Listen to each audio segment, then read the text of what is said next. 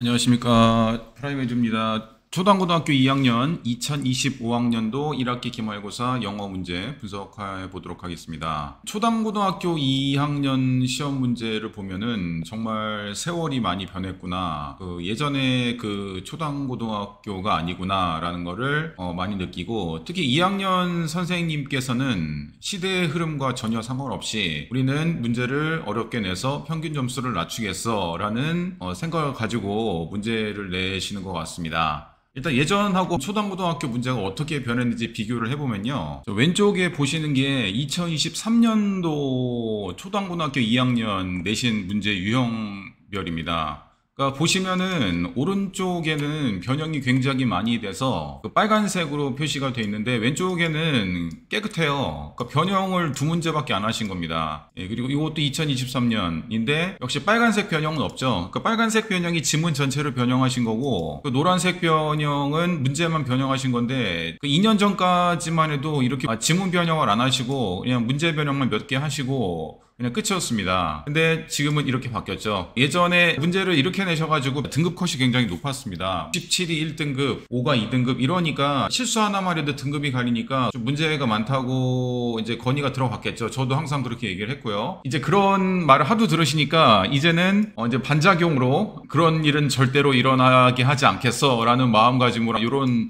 문제를 내신 게 아닌가 그렇게 생각을 한번 해봅니다. 그러니까 보면은 변형 안 된 게 없습니다, 거의. 그러니까 변형 1, 문제 변형도 아예 없고요. 변형 안 된 것도 두 문제밖에 없습니다. 어법하고 어휘죠. 요거 빼놓고는 전부 다 보기가 영어거나 혹은 이제 지문 변형을 하신 겁니다. 지문 변형이 거의 43점입니다. 70점 중에 43점이니까 거의 60 정도 되는 거겠죠. 그 변형할 수 있는 모든 유형에 대해서 지문 변형을 하셨다고 할 수가 있습니다.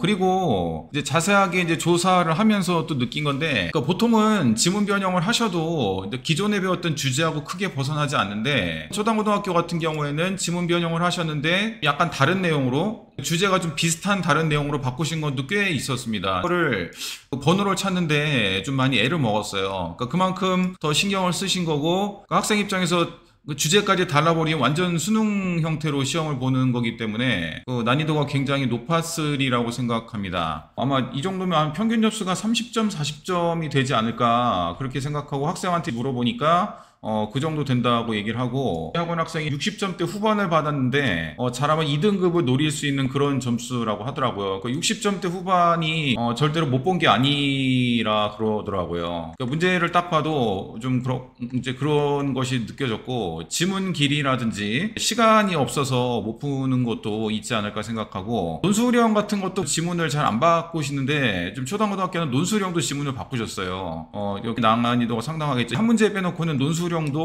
지문을 바꾸셨고 거기다 영작을 내기 때문에 와, 이거는 외워도 절대로 풀 수 없는 문제? 외워봤자 소용이 없죠. 이 한 문제 빼놓고는 이렇게 지문이 바뀌었기 때문에 그냥 문맥상 영작 넣는 겁니다. 처음 보는 지문을 가지고 영작을 하는 겁니다. 주제만 갖고요. 그야말로 평소 영작 실력을 필요로 하는 건데 이거를 과연 맞는 학생이 얼마나 있을까 좀 그런 생각이 듭니다.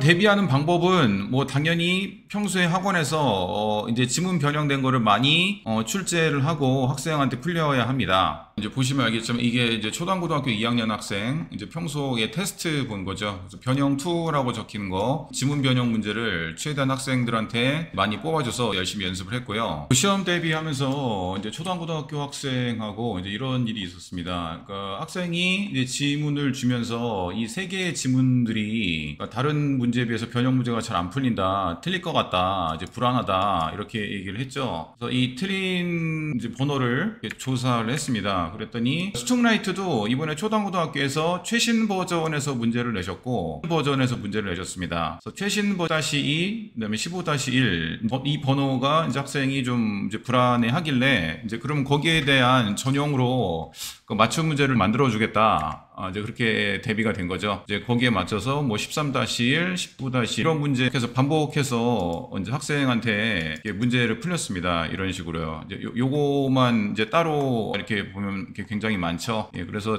학생에게 맞춤으로 개별 학생의 맞춤으로 문제를 제작을 해가지고 학생한테 자신감을 심어주는 그런 역할을 했습니다. 그러니까 학생 요청이라든지 그런 거를 적극적으로 받아들이고 뭐 이렇게 문항을 만드는 거라든지 문제를 제작하는 거는 자신이 있기 때문에 이런 바뀐 지문을 항상 연습할 수 있는 그런 환경을 만들어 줬던 것이 좋은 성적의 비결이지 않았나 그렇게 생각이 됩니다. 예, 그래서 앞으로 뭐 초등고등학교 2학년은 제가 볼 때 뭐 2학기 때도 이런 식으로 지문 변형이 많이 될 것 같습니다. 거기에 맞는 이제 지문 변형 문제를 풀 수 있는 능력, 그러니까 평소 모의고사 실력, 어휘 실력 이런 것을 좀 많이 키우셔서 2학기에도 초등고등학교 2학년 영어 시험을 잘 봤으면 합니다. 예, 시청해 주셔서 감사합니다. 프라이메디 학원이었습니다.